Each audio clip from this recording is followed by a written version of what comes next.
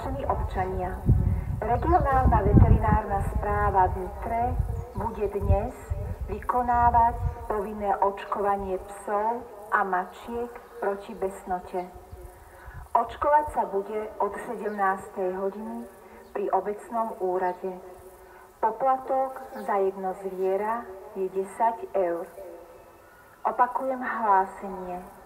Regionálna veterinárna správa v Nitre bude dnes vykonávať povinné očkovanie psov a mačiek proti besnote. Očkovať sa bude od 17. hodine pri obecnom úrade. Poplatok za jedno zviera je 10 eur. Ďakujem za pozornosť, končím hlásenie.